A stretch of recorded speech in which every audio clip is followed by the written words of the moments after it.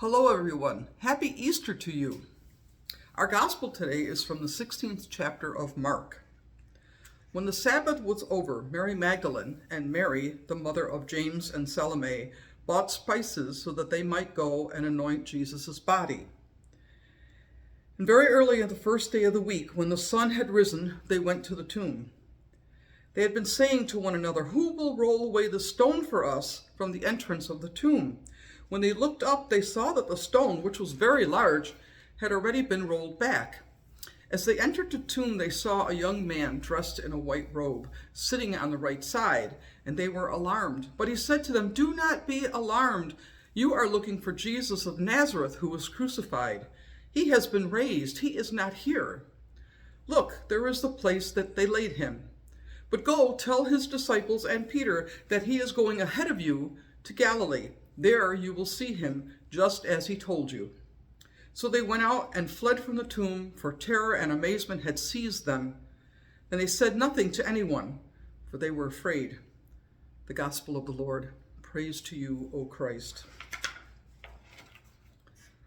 Over the last several years, my thinking concerning Easter has become more and more simplified. I don't spend nearly as much time trying to understand or explain or make sense of what happened. I'm more comfortable with accepting the story at face value. You know the story as well as I do. Jesus died on the cross. He was laid in a tomb. The tomb was sealed with a very large stone. On the third day, the very large stone was rolled back. Women came looking for the body. A messenger tells them, "He has been raised. He is not here. The tomb is empty, and Christ is risen." While I have no explanation for any of this, I do have experiences of that. I've seen it happen in my life and in others' lives. I've read it everywhere in the scriptures. You see, today's resurrection story isn't new. It's the pinnacle of what God has been doing all along. If you look back at the Old Testament readings, you'll see that. That was the point. They were declaring that God has always been in the life-giving business. You ever been freed from patterns and behaviors that diminish your life? Isn't that a new life, a sort of resurrection? Have you ever had a new insight into your life, a new way of seeing the world, another person, or maybe even yourself? Every blind man whose eyes were opened by Jesus experienced that new life, a resurrection. Have you ever felt stuck, without energy or direction in your life? Remember the lame man to whom Jesus said, "Stand up, take up your mat and walk"? That's resurrection. What about Jesus cleansing the temple?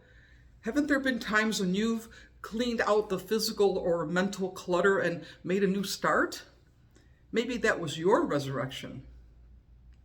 Have you ever felt the presence of a loved one who has died? You knew he or she was there. Maybe you spoke to him or heard their voice.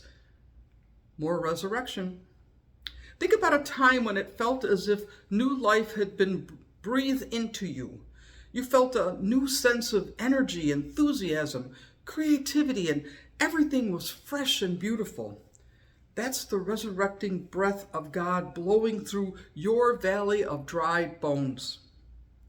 How about when a friend said or did exactly what you needed when you were in a low place before you even asked? He or she nourished your life in the same way Jesus fed the multitude in the wilderness. Have you ever had a relationship that you were sure could not be salvaged? There was nothing left. The hurt was too deep, the distance too wide. And then one day an email is sent, a phone call is made, a conversation is started.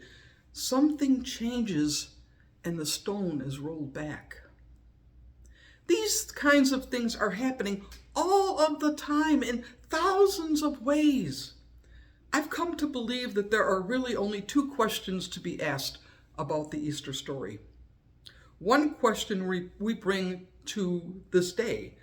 The other we hopefully leave with. These two questions stand as bookends to the Easter story. The first question, is it still true? Is this story true in your life and in my life today? That's the question we bring to this day. It's not because we think the story might have changed since last year. It's because our story has changed. Our life is different today than it was last Easter, and we want to be reminded that Easter is still real. That's why we show up here every year, to hear the same old story. So let me be clear about this. In whatever ways your life has changed and is different from last Easter, whether you consider it for better, for worse, or a mix of both, the story is still true.